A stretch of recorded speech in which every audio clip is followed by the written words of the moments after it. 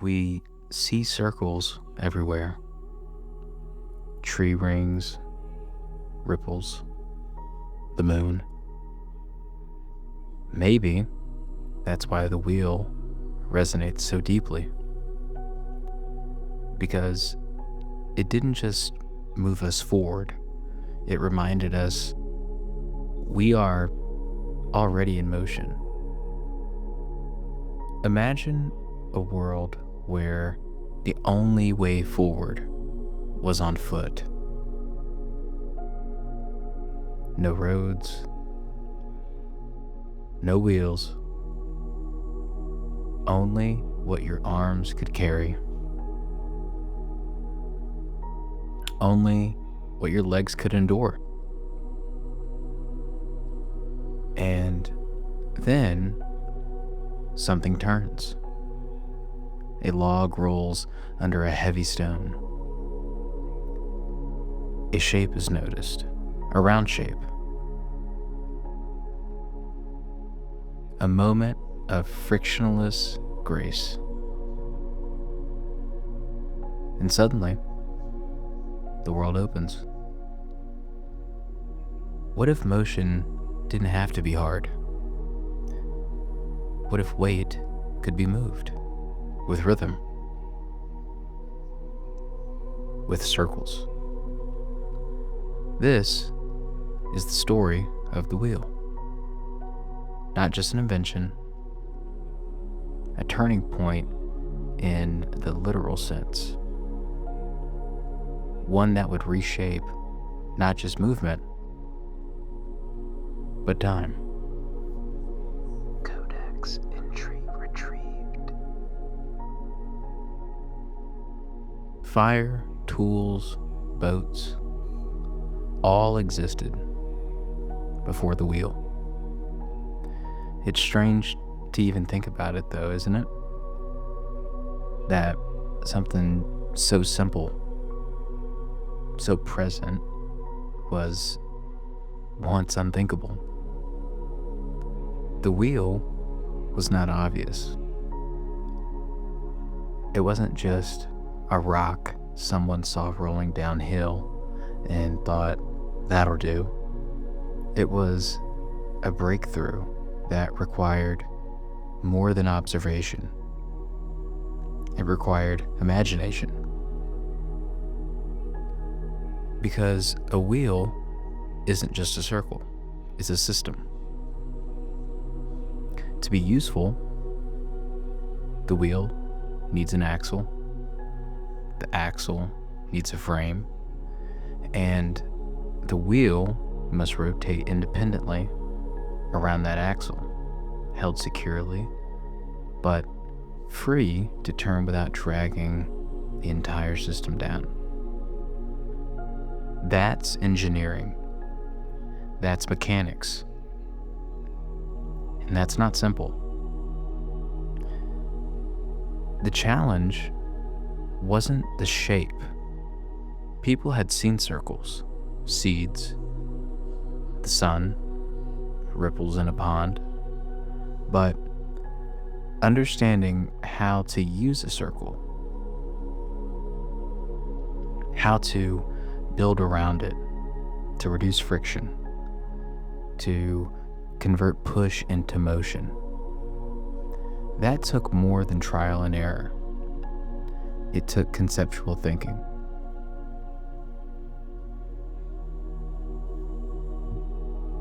Thousands of years passed where humanity walked, hauled, and dragged everything by hand, never once imagining that a rolling system could simply change everything. And maybe that's what makes the wheel so powerful. It's not just ancient, it's delayed. It didn't come easy. It wasn't born of necessity alone. It came when someone dared to think differently, to imagine movement redefined.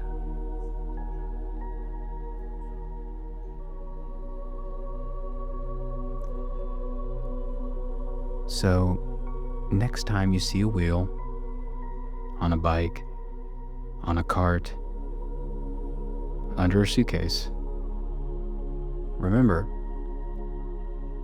you're not just looking at the product of a slow, quiet genius, not just a circle, but a revolution waiting to turn.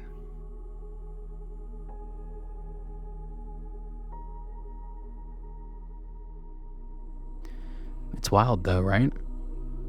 You'd think the first use of the wheel would have been for getting from point A to point B. Some early human tossing a rock under a log and rolling their stuff, maybe to the next camp. But the earliest wheel that we found wasn't used for travel at all. It was actually for craft. We're talking about the potter's wheel, found in Mesopotamia around 3500 BCE. That's the first solid evidence we have of humans actually using a wheel-based mechanism. And it wasn't a moving cart. It was shaping clay. Perfect circles. Smooth symmetry. They used it to make bowls, jars, containers to hold food, maybe water, grain. And to me, that says something powerful. The wheel wasn't born from war or conquest. It wasn't forged in the pressure of survival. It came from the need to shape, the need to create something clean, something useful, something repeatable.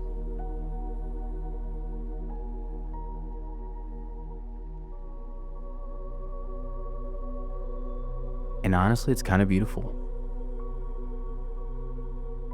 because it means that before we ever used wheels to conquer distance or carry weight, we used them to feed each other. Someone knelt down beside that spinning disc, hands wet with clay, turning something raw into something refined. That's where it all started. Now, fast forward a few hundred years, and we do finally start to see wheels adapted for transport. Carts start to appear, chariots follow. But that delay tells you everything. Hundreds of years. We didn't leap to speed. We started with craft.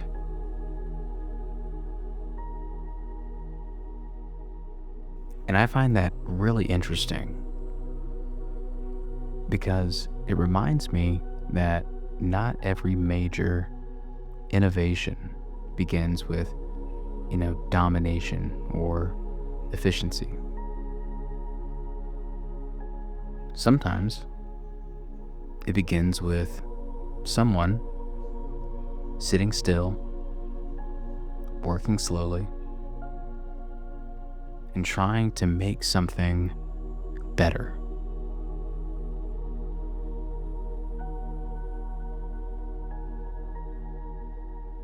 So, once that spinning motion was out in the world, it was only a matter of time before someone said, wait, if we can spin a wheel for shaping clay, Could we move something with it?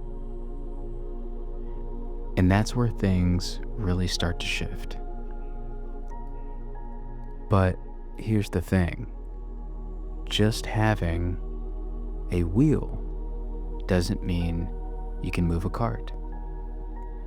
A wheel by itself is kind of useless if it's not paired with the right system.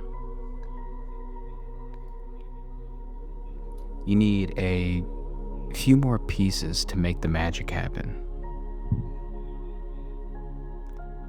You need an axle, a stable rod for the wheel to rotate around. You need a frame, something to actually carry stuff. And you need roads, some kind of surface that lets the wheel do their thing without getting stuck in mud or rocked off course.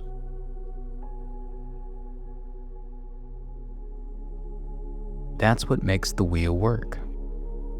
It's not just the circle. It's the combo of everything around it.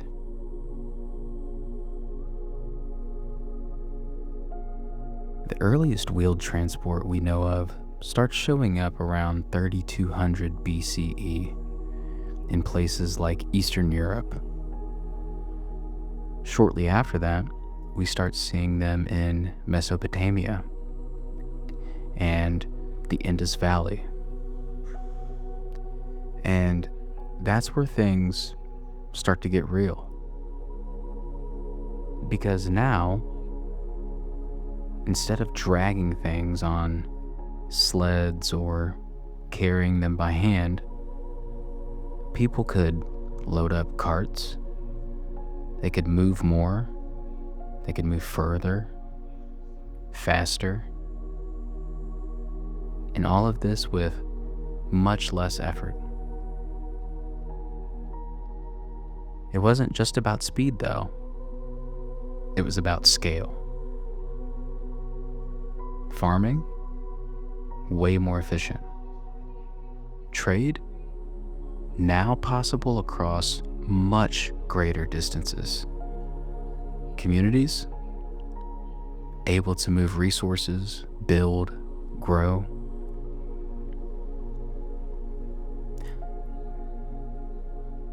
And if you think about it, imagine having to move your entire life from one place to another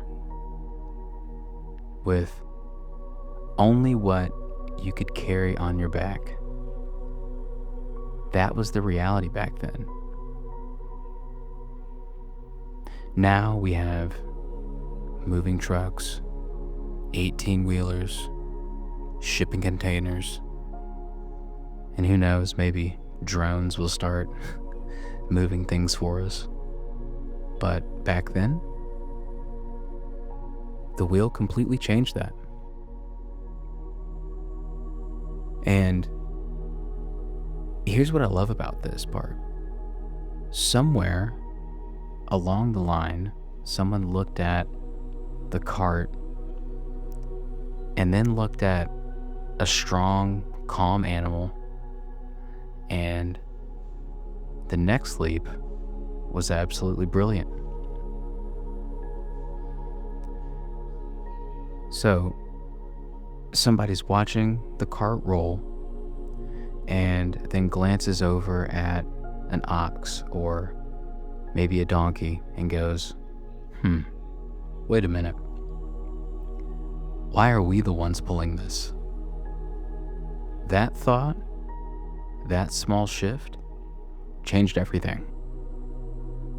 Because now, it wasn't just about the invention of the wheel anymore. Now, it was about pairing it with power. Real power. An ox, a donkey, a horse. That kind of strength changes what's possible.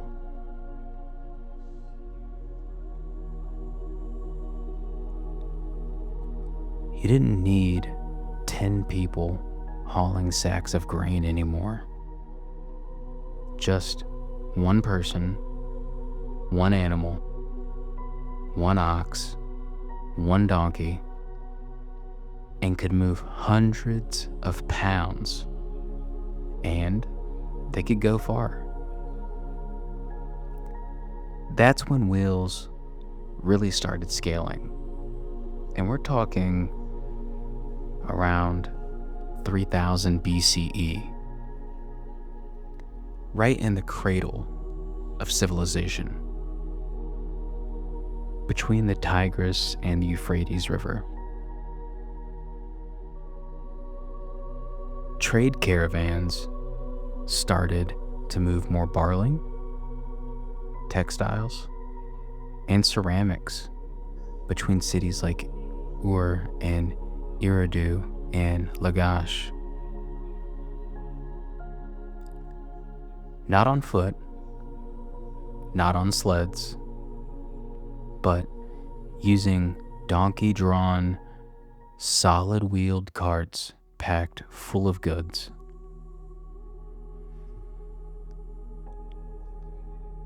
These weren't short trips either. They were long, dusty routes stretching through open terrain, sometimes taking days. But with the wheel and an animal to pull it, what used to be a brutal effort of manpower became something repeatable, scalable, and civilized. That's huge.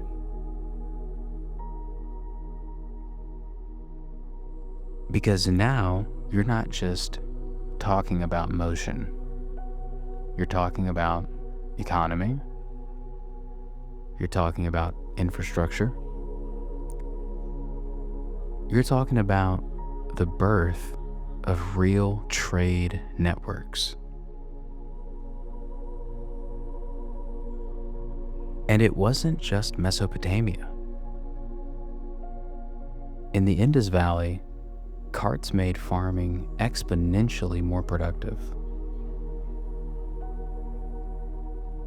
People could harvest more, transport more, and feed more.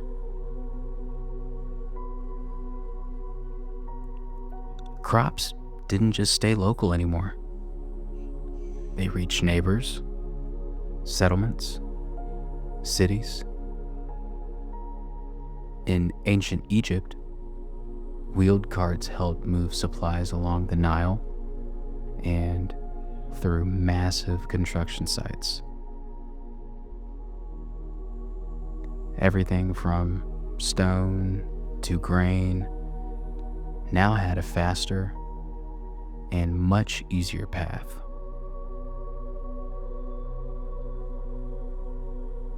And over in China, the wheelbarrow was an absolute game changer.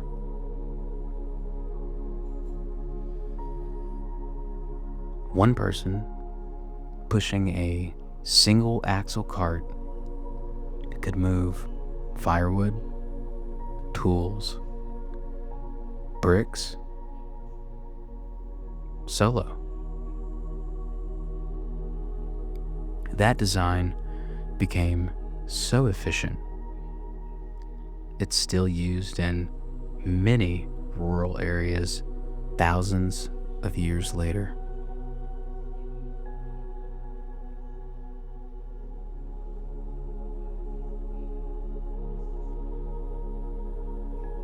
That's when we really start seeing roads emerge. Because wheels can't work their magic without paths. A road is more than dirt, it's intention.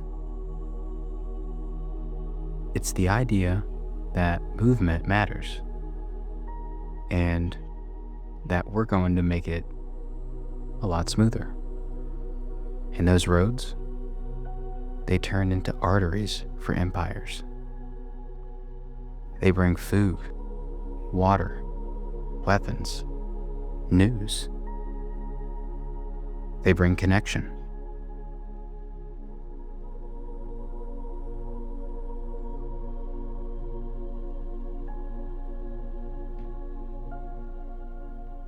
And when I was doing the research for this, I always kept coming back to the thought of, imagine being the first person to put a wheel with an animal. Not for battle, not for glory, but just to make life easier. To move things. To help your village thrive.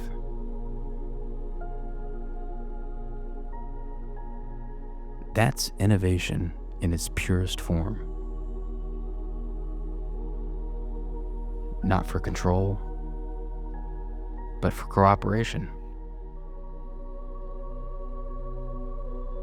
And it really blows my mind that one small idea of, hey, let's not carry this ourselves, led to something so massive, it literally paved the way for entire civilizations.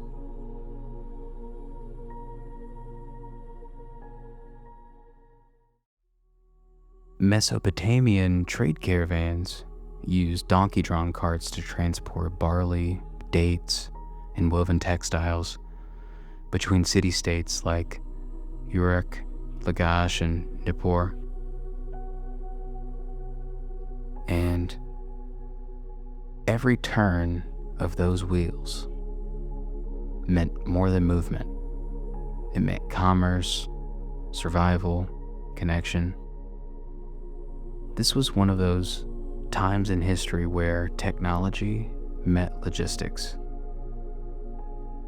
and gave birth to something bigger than either civilization in motion.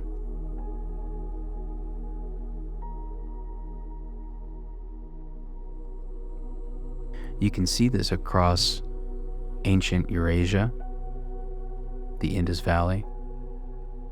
They used carts to haul crops from fertile plains. In China, they developed wheelbarrows, like we mentioned earlier. In every step of the way, the wheel, once a novelty, became a necessity.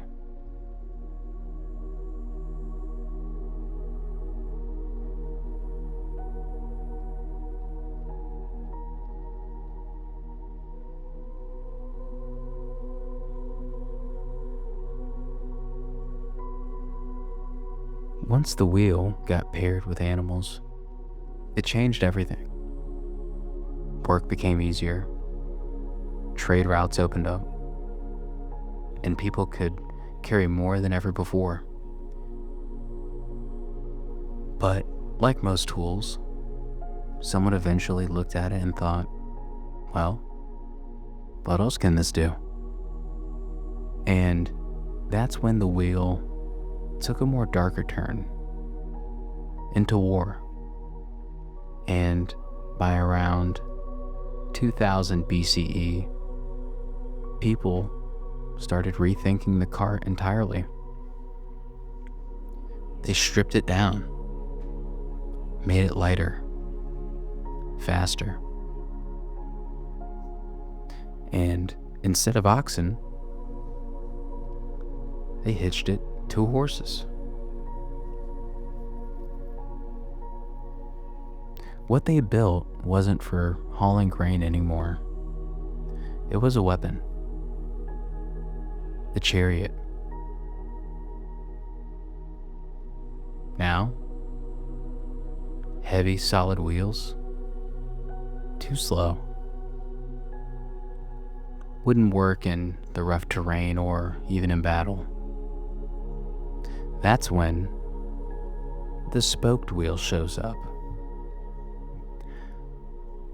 Woodworkers figured out how to hollow out the wheel using thin spikes to support the outer rim. Suddenly, it's stronger, lighter, faster, and now that cart, it can fly across the landscape.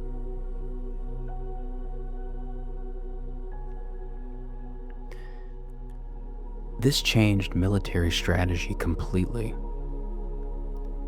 Fast mobile chariots meant quick strikes, better maneuverability, and a new kind of warfare.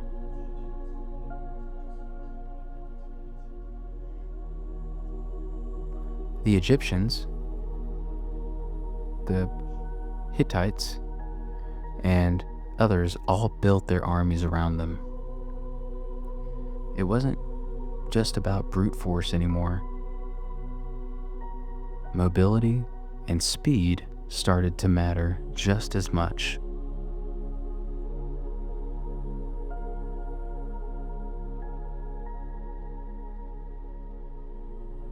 And it wasn't just about war either.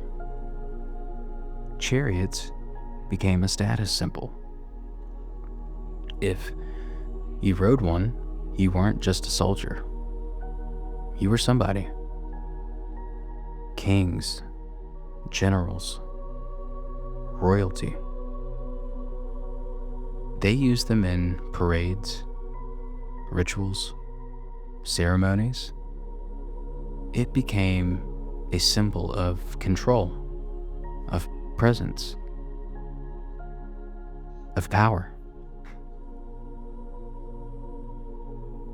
One design shift,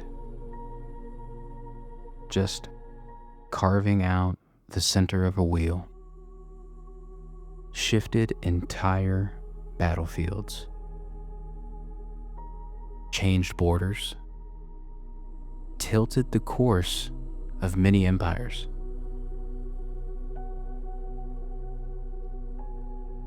That's the kind of impact we're talking about here. But the wheel wasn't just part of war. It became a symbol, a circle that could not be stopped. And when you think about it, how many lives have been shaped by a wheel? Not just through war, but through trade, expansion, and how many empires it enabled. What roads were paved in blood, and what bridges were built from that same design.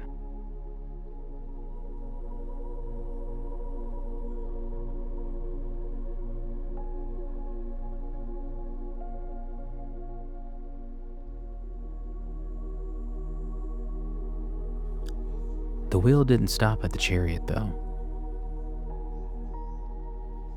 It didn't retire after war or rest in the soil of ancient fields.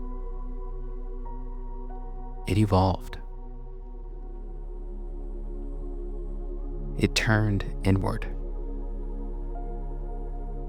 It multiplied. It began turning other wheels. The water wheel came first, carved from wood and powered by rivers. It ground grain into flour and lifted irrigation water to thirsty crops. It was one of humanity's first partnerships with nature. Our energy borrowed from falling water.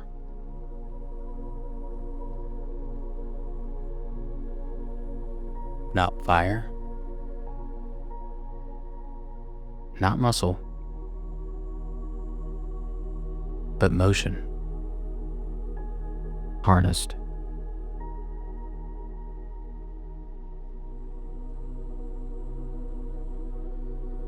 Then came the spinning wheel.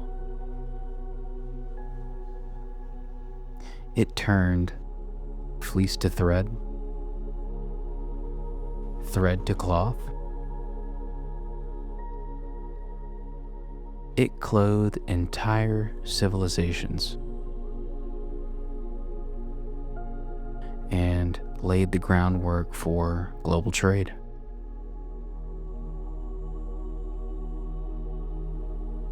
Empires were built not just on conquest, but on cotton, on silk,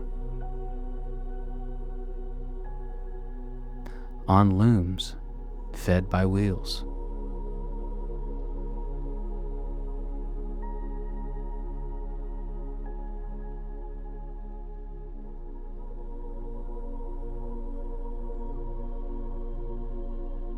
And then came the smallest circles of all. Gears. Little teeth. Tiny wheels. Interlocking. Precise. Each one simple. But together, they became timekeepers.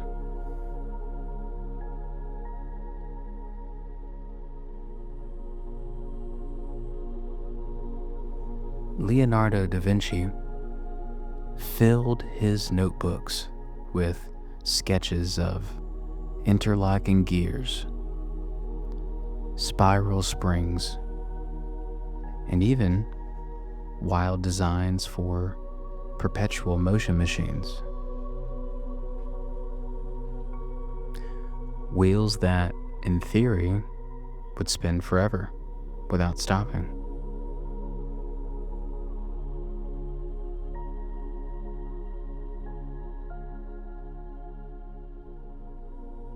Now, none of those devices actually worked the way he had hoped. Physics wouldn't allow it. But that wasn't really the point. What mattered was the thinking behind them. Leonardo saw gears, not just as mechanics, but as expressions of elegance. He believed that movement itself, controlled, patterned, precise, was the language of the universe.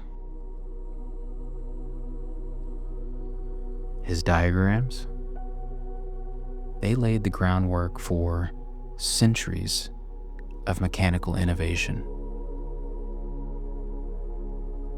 Everything from watches to engines and even modern robotics.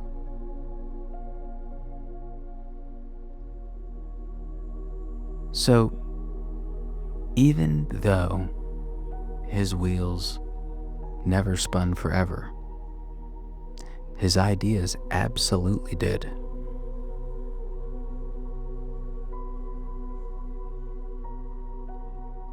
They powered presses that spread ideas faster than armies.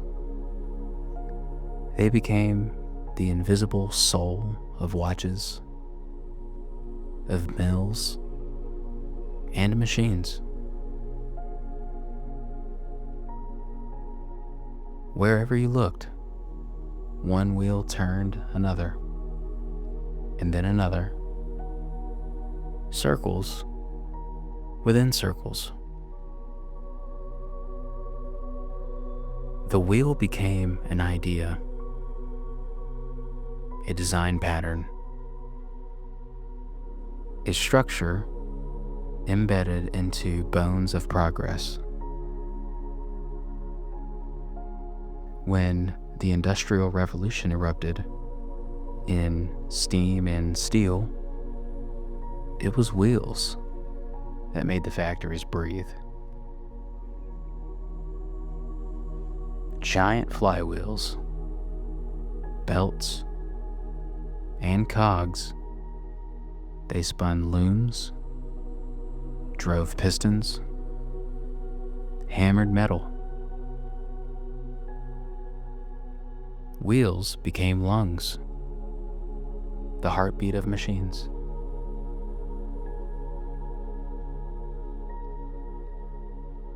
And they never stopped.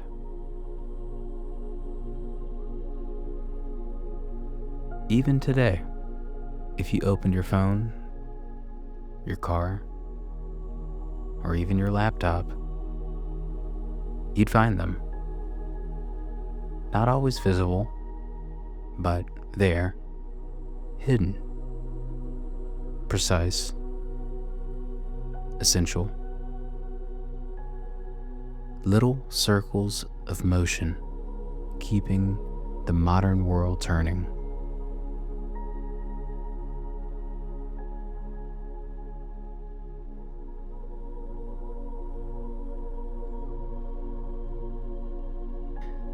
The wheel once moved carts. Now it moves economies. And still, it spins.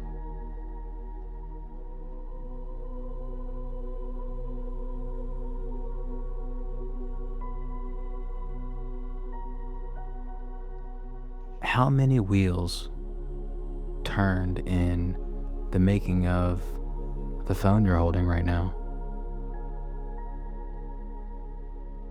Can you trace the motion from your fingertips through a touchscreen to gears to turbines to atoms spinning in the heart of a power plant?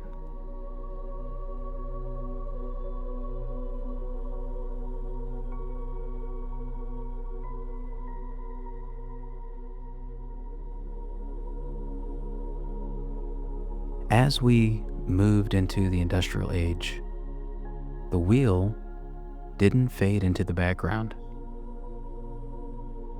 It became even more integral, though less noticed. Take the flywheel, for example. This device stores rotational energy and has been crucial in machinery for centuries.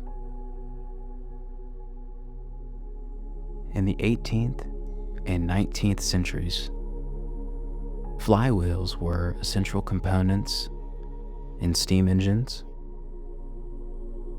helping to regulate energy output and maintain consistent motion.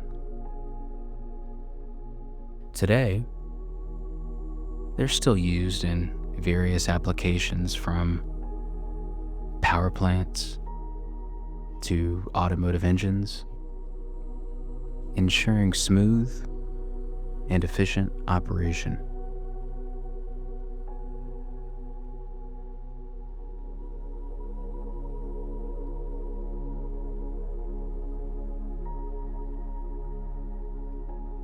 Then there's the spinning wheel, which revolutionized textile production. Invented in India between 500 and 1000 AD, it allowed for faster and more efficient spinning of fibers into thread.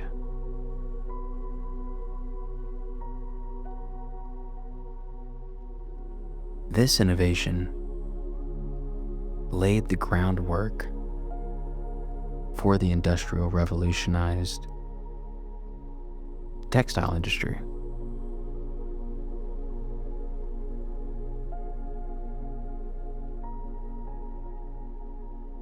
In the realm of timekeeping, The wheel's influence is undeniable.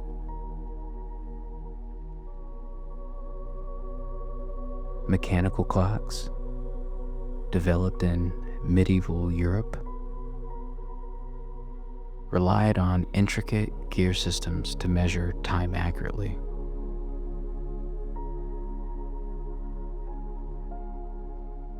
These timepieces transformed societies, introducing standardized time and influencing from everything from work to navigation.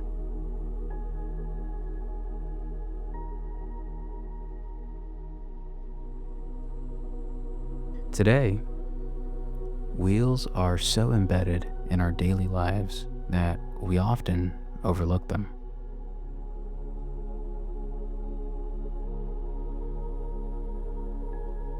They're in our vehicles, enabling transportation. They're in our appliances, like blenders, facilitating tasks, and even in our digital devices, where scrolling mechanisms mimic the wheel's function.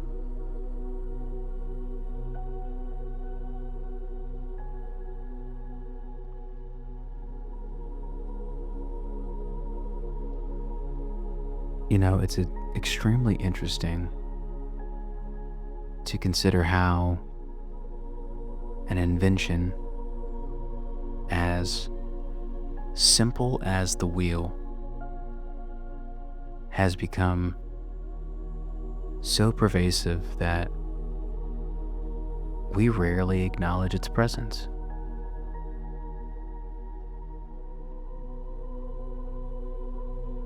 How many wheels do you think touched your life today? Directly or indirectly?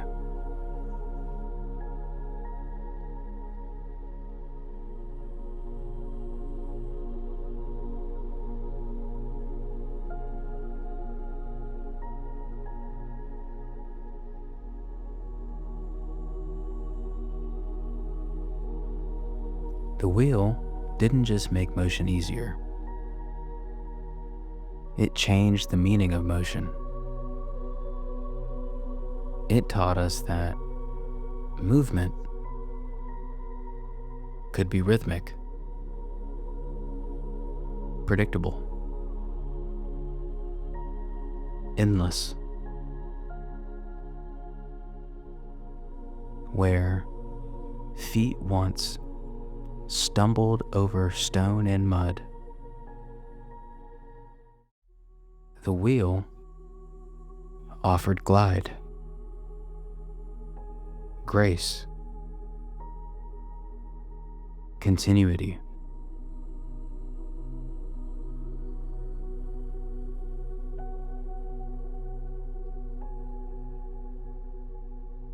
It made distance possible. Then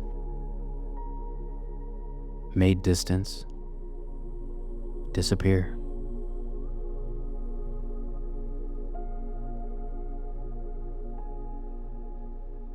It shrunk the world.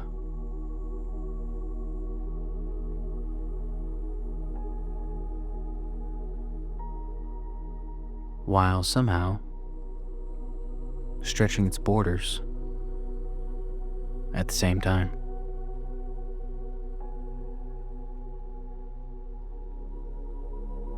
Caravans rolled across deserts.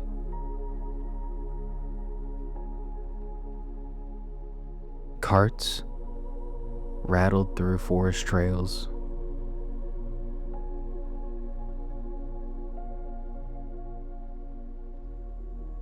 And later, trains thundered through mountains. Steel wheels spitting sparks beneath stars.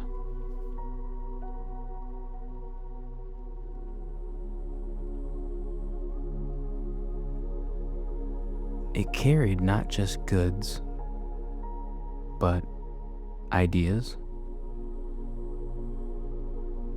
beliefs, languages,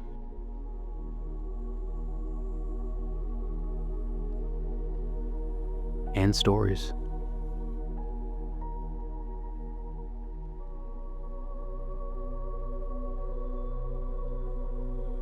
The wheel made cities swell with grain and gold.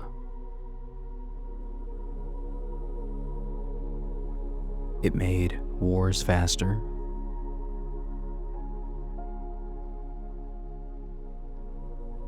trade wider, and invention constant.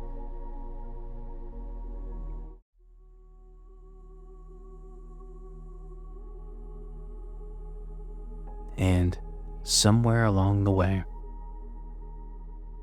we stopped noticing it.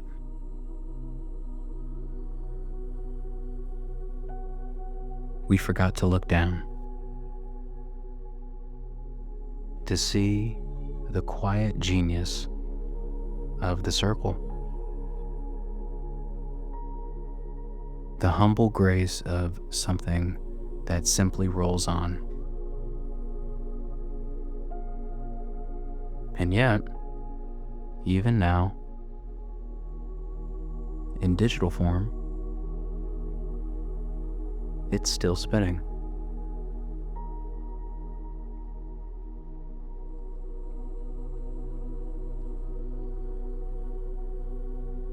You can hear it in whirl of a fan,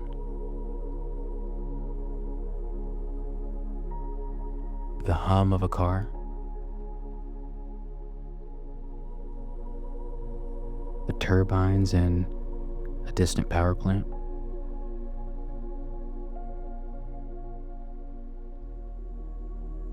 the scroll of your screen ratcheting down one wheel click at a time.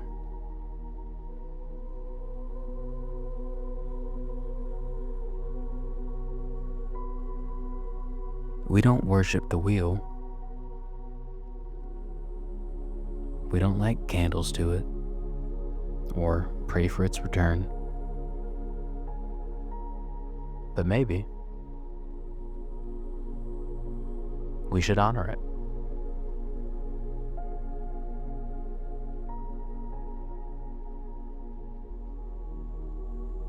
Because from the moment it began to turn, so did we.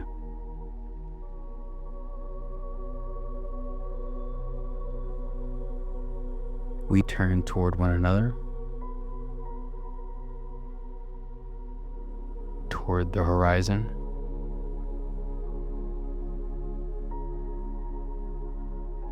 survival,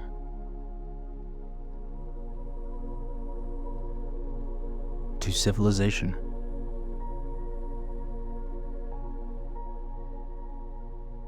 And so, as the world spins forward and the wheels we ride grow quieter, smaller, invisible,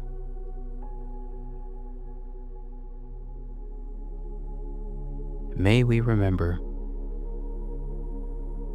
that even the most world-changing ideas often begin as simple shapes drawn in the dirt. A circle, an echo, a promise of movement.